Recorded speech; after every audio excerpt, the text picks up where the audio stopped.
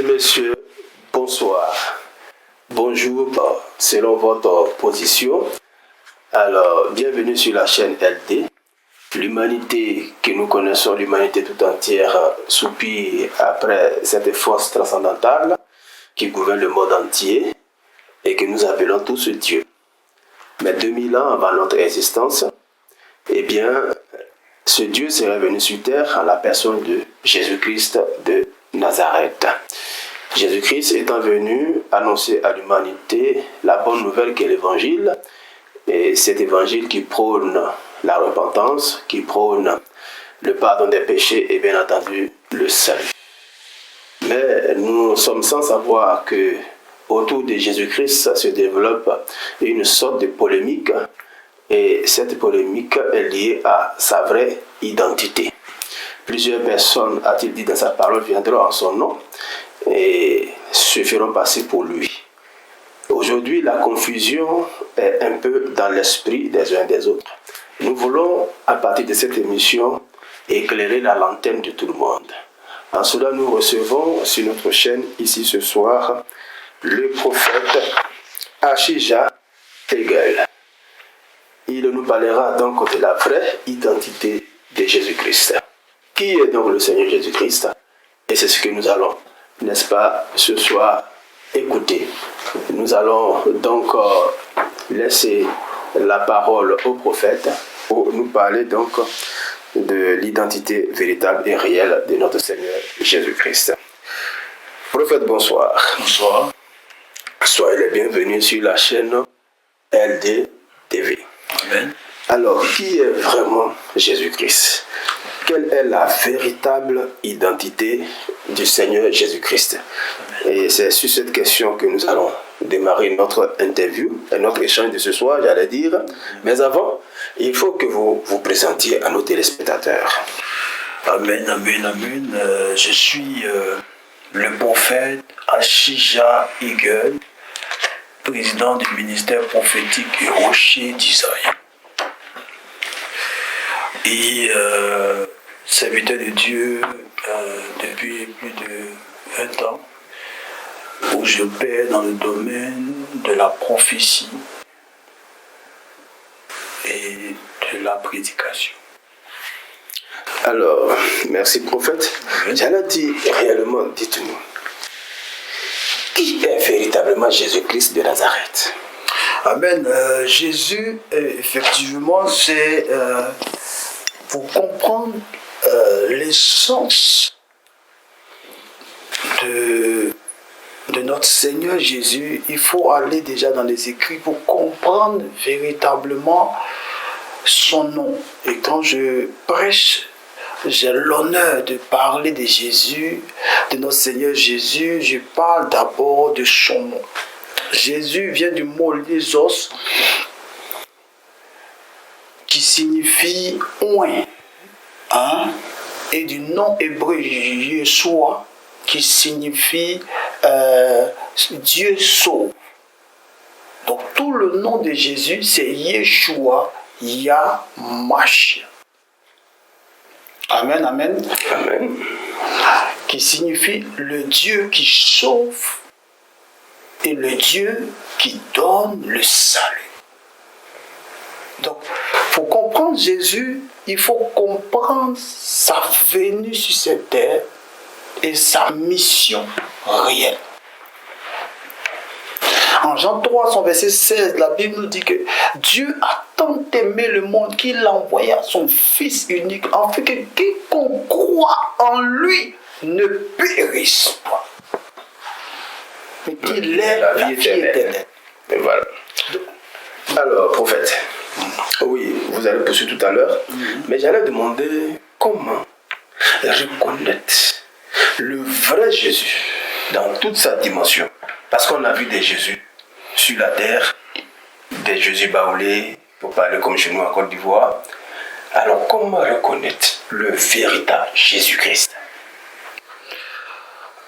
Oui, c'est vraiment une très bonne question, parce que il faut comprendre que pour comprendre le nom de Jésus, pour reconnaître qu'une assemblée adore véritablement Jésus, il faut aller dans l'attitude et dans les habitudes de cette assemblée. Une assemblée qui adore Jésus, qui dit être une assemblée chrétienne, qui n'est pas, elle, consacrée à Dieu, n'adore pas Jésus. Amen, amen. Amen.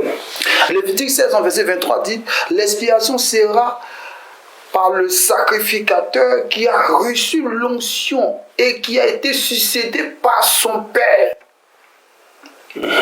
Donc, c'est-à-dire que la sacrificature vient de Père à Fils. Donc, c'est pour dire que si on doit reconnaître que lui, là, il adore Jésus, c'est par son attitude. 1 Corinthiens 11, verset 1 dit quoi? Soyez imitateurs de Christ. Parce que Christ a été là. Il a vécu une vie de sanctification. Il a vécu une vie de pureté. Donc, pour reconnaître Jésus, il faut aller dans la consécration.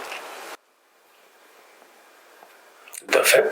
Et un peuple de Dieu qui adore Dieu sans la consécration, sans consacrer sa vie à Dieu, ce n'est pas un peuple de Dieu. Et comme je dis, il n'adore pas Dieu. Amen, amen. Amen. Deutéronome 4, verset 28 dit, vous servirez des dieux étrangers, ouvrage des mains des hommes. Je vais aller encore plus loin. Tous ceux qui ont chez eux les photos de ce pseudo Jésus, ils n'adorent pas Dieu. Ce n'est pas Jésus qui est sur ces photos. C'est une idolâtrie. Amen, amen. Amen.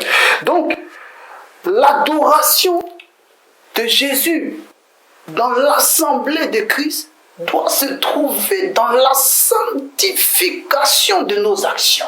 Amen, amen. Il faut qu'il ait la sanctification du sang de Jésus. Est-ce que tu sais pourquoi le sang de Jésus a cette capacité de purifier? Non. C'est parce que le sang de Jésus est pur.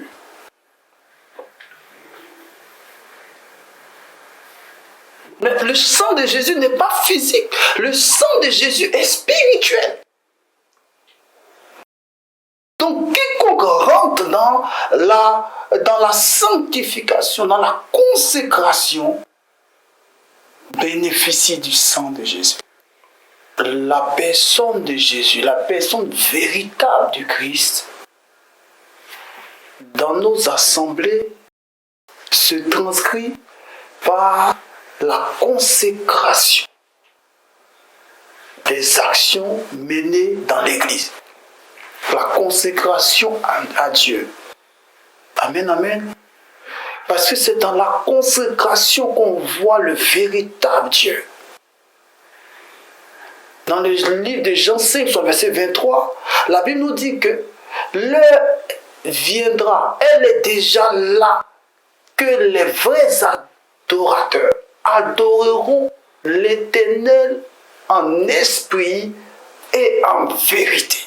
Amen, amen. Donc, pour pouvoir détecter une assemblée qui n'est pas de Jésus, qui n'est pas reconnue de Jésus, c'est dans sa manière d'adorer. S'il n'y a pas de consécration, n'allez pas dans ces églises, parce que ce n'est pas Dieu que vous adorez là-bas. Alors, Bishop, comment donc, à la suite de ce que vous dites, quel est donc le secret pour suivre le vrai Jésus? Quel est donc le secret pour une assemblée, n'est-ce pas, d'entrer dans la véritable adoration?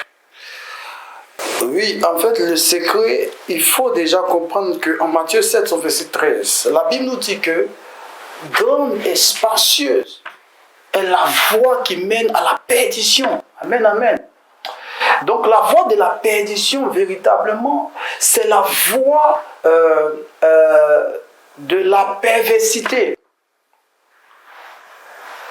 Voilà, c'est la voie de la perversité, c'est la voie réellement de l'impudicité. Et pour pouvoir véritablement marcher avec Jésus, selon le chemin de Jésus, c'est chercher la vie du disciple-là. Amen, amen. Le disciple-là, c'est être un bon disciple. Dans disciple-là, il y a discipline. Amen, amen.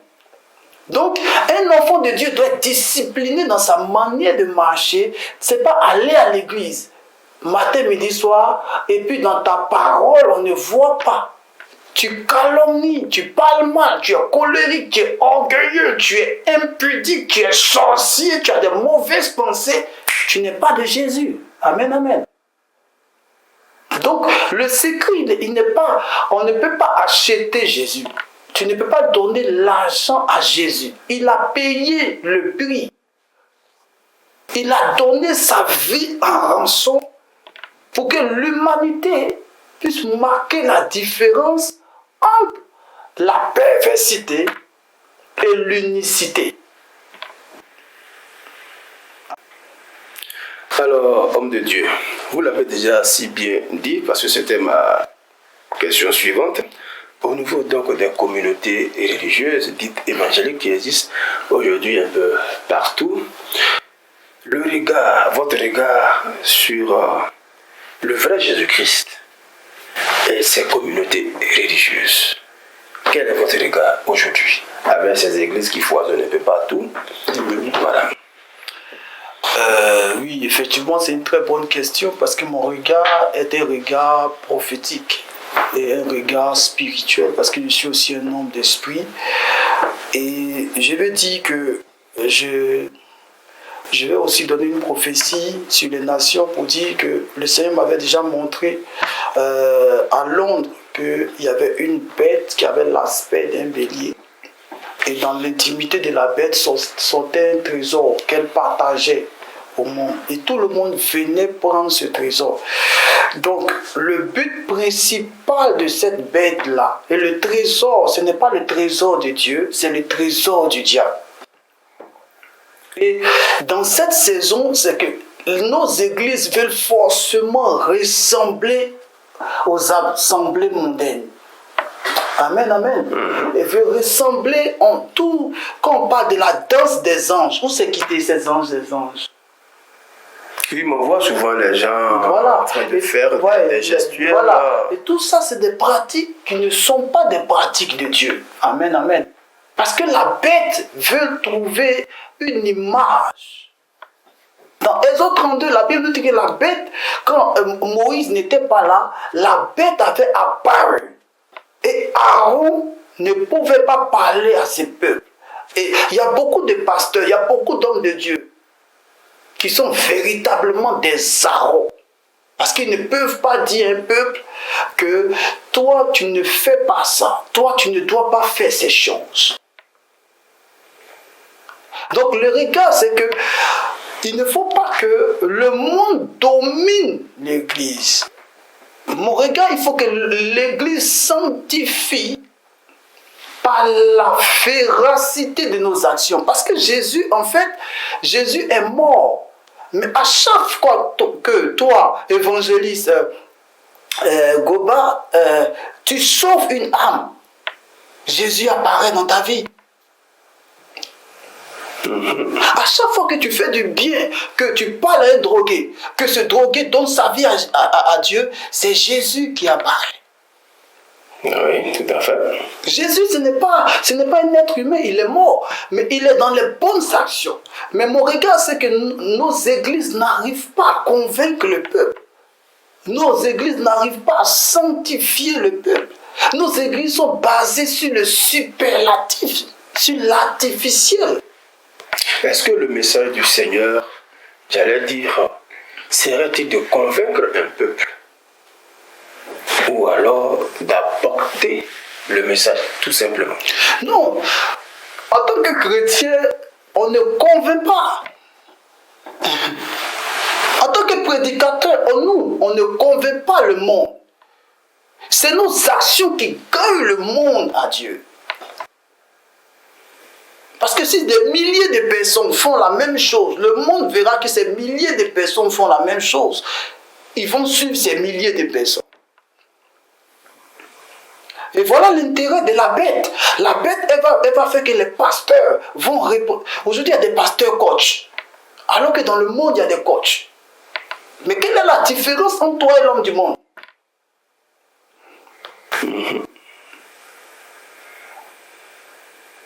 Voilà, justement, parce que ceux qui sont les coachs dans le monde ne s'appuient pas sur le Saint-Esprit, mais sur leurs connaissances, leur vécu, leurs expériences, peut-être leur documentation, ce qu'ils ont lu et connu.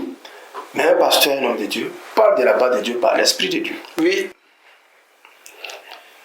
Mais ce que je te parle de l'instrumentalisation de la bête. La bête, elle veut gagner du monde. Elle sait que si le monde ne voit pas du changement dans l'église, ce monde-là ne va pas changer véritablement. Oui, tout à fait. Donc, qu'est-ce qu'elle fait? Elle va pousser. Je t'ai dit que moi-même, j'ai été séduit. Elle m'a proposé des choses. Donc, elle va te pousser, même, allons plus loin, même dans la parole, elle va te pousser à prêcher des paroles. Alors, nos téléspectateurs voudraient bien savoir, qu'est-ce que la bête vous a proposé? Oui, en fait, la bête, elle te propose d'être comme ces pasteurs qu'elle a déjà dans ce monde. Elle a des pasteurs qu'elle a déjà dans ce monde, qui drainent du monde, mais qui drainent du monde, qui sont gagnés à Satan. Elle va te proposer un style de prédication, justement comme un coach spirituel, un motivateur. On voit des plans business. Il y a des enseignements aujourd'hui, on dit le plan business et tout et tout. Et toutes ces choses, c'est pas mauvais. Mais je te dis que ce sont des choses qui appartiennent au monde. Un pasteur peut faire ça pour sa fille. Amen, amen. Amen. Tu peux voir la chantre là qui est là pour lui dire, elle veut faire ses affaires. Tu lui dis, ma fille, dans le secret, voici des choses que tu peux faire. Mais tu ne te présenteras pas comme un coach business, un coach sexuel, un coach... non. Parce que quand tu te présentes dans le coaching, tu ne marques pas la différence entre toi et le monde. Alors que le but, c'est que quand Dieu appelle un homme de Dieu, cet homme de Dieu doit marquer la différence par ses actions. Le Christ ne s'est pas marié pour que nous on se marie. Amen.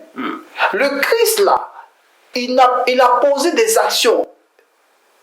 Il n'a pas bu d'alcool. Il n'a pas eu d'enfants. Pour que nous on puisse avoir des enfants. Il a marqué le monde par la différence positive de ses actions. La différence positive. Et ça, il faut qu'on le dise. Un pasteur qui fait comme les autres est un homme qui est marqué par la bête. Alors, est-ce que véritablement aujourd'hui on peut dire, à la lumière de ce que vous évoquez, on peut dire ou se convaincre que dans nos églises évangéliques, est-ce que le véritable message du Seigneur Jésus-Christ est vraiment prêché de sorte à transformer le cœur et la vie, de sorte, et vous l'avez dit, soyez mes imitateurs, de sorte à véritablement imiter le Seigneur Jésus-Christ? Oui, il y a des hommes de Dieu, je ne peux pas dire que quand je projette mon regard sur l'actualité, il y a des hommes de Dieu, effectivement, qui se font fort d'annoncer l'évangile de Jésus. Amen, amen. Amen. Il y a aussi dans notre génération des hommes qui prêchent véritablement, qui ne sont pas dans la distraction et qui prêchent véritablement. Je ne dis pas que tous ceux qui sont dans l'église, ce serait mal fait parce que je ne connais pas la vie de tous les hommes de Dieu. Mais j'ai dit, la plupart des églises sont bâties sur le superlatif et sur l'artificiel. Mais il y a des églises qui se font forts. Et ils ne sont pas, c'est pas beaucoup d'églises qui font ça, de pouvoir enseigner l'évangile véritable pour sauver la jeune fille. Est-ce que tu peux savoir que, et ça c'est mon regard de prophète, une jeune fille qui chante le matin, elle chante le soir, elle a des copains, elle couche avec plusieurs hommes. Malheureusement. Jusqu'à elle tombe enceinte, elle a des enfants hors mariage. Évidemment. Il y a des, est-ce que tu sais que dans l'église actuelle, il y a les homosexuels? Wow. Et ça, c'est mon œil prophétique qui te le dit. Il y a des pasteurs homosexuels. Il y a des chantres homosexuels. Parce que l'église est basée sur la multitude. Il faut qu'il ait beaucoup de personnes. Et quand un pasteur est dans sa tête, je dois avoir beaucoup de fidèles, il ne va pas taper sur l'évangile et la sanctification.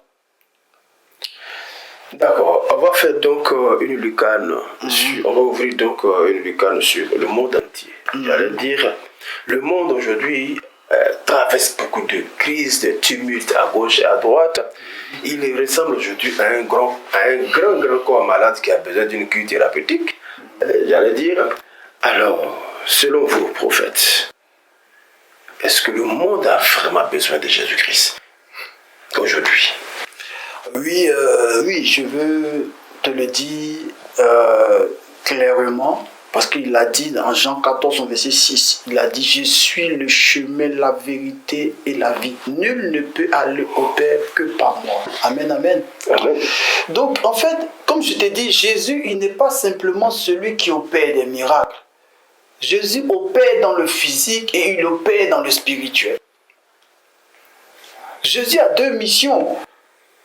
Amen, amen. Amen. Sa mission, c'est d'être le médiateur entre le ciel et la terre.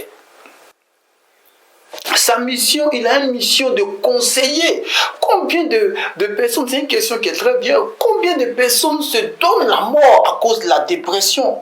Nos jeunes femmes se donnent la mort, nos jeunes hommes, parce qu'il n'y a personne pour les conseiller.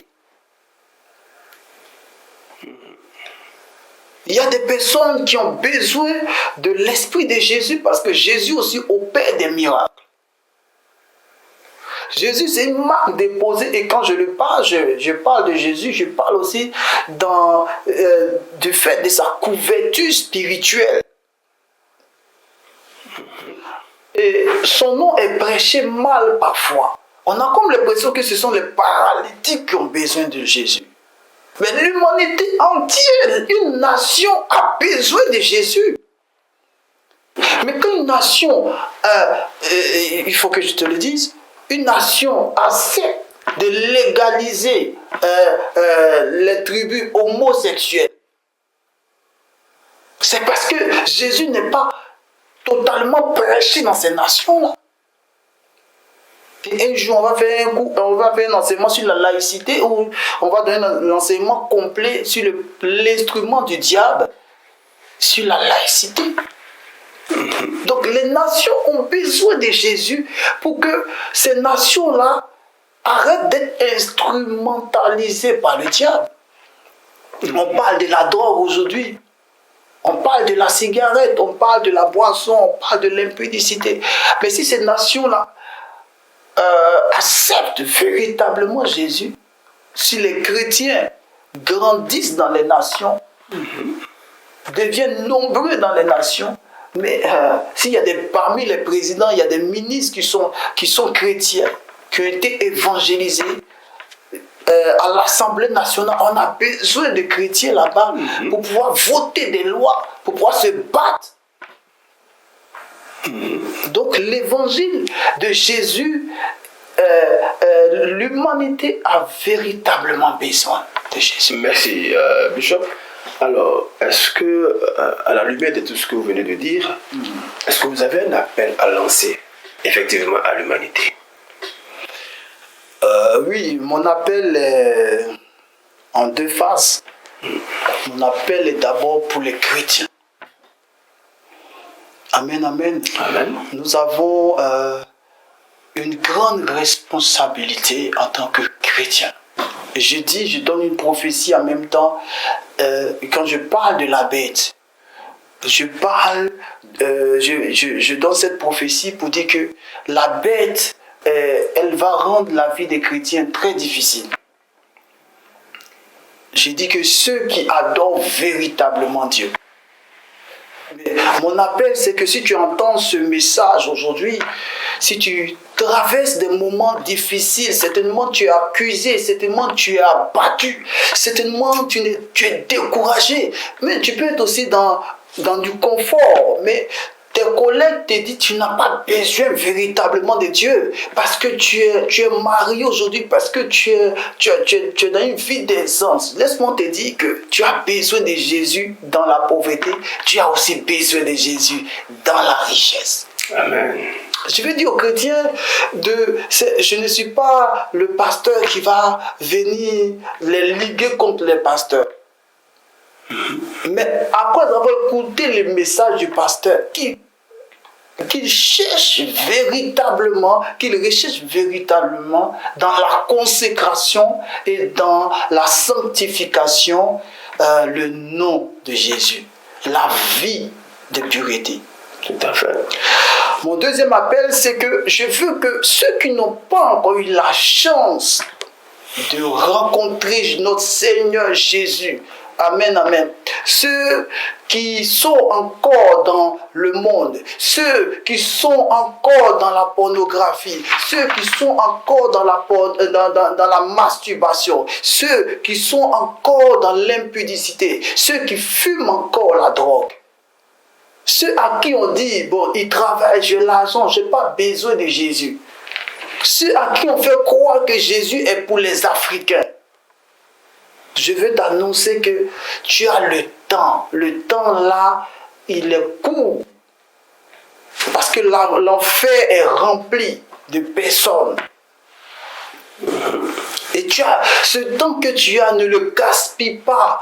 Ne le gaspille pas dans le monde.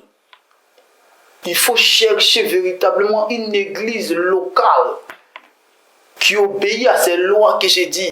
Une église locale qui prêche véritablement sur la consécration et sur la sanctification. Je recherche ces églises-là et donne ta vie à Jésus. Merci, homme de Dieu. Que dire de plus? Un appel est bien lancé. Frère, sœur, donne ta vie à Jésus-Christ. Qui est le véritable Jésus-Christ? Nous l'avons aussi bien entendu de la bouche de son serviteur. Jésus-Christ, c'est tout ce qui symbolise la consécration à Dieu, le véritable Dieu. Et donc, le message est libéré. Je crois que quelqu'un a reçu un message dans son cœur. À l'instant où tu regardes donc cette émission, il est important de répondre à l'appel du Seigneur Jésus-Christ. Car il a dit dans sa parole, si aujourd'hui tu entends sa voix, n'endurcis pas ton cœur. Merci, chers amis, chers téléspectateurs. Merci d'avoir donc suivi cette émission sur RDTV. Nous serons toujours là pour vous, pour la gloire de notre Seigneur Jésus-Christ. Et que Dieu vous bénisse.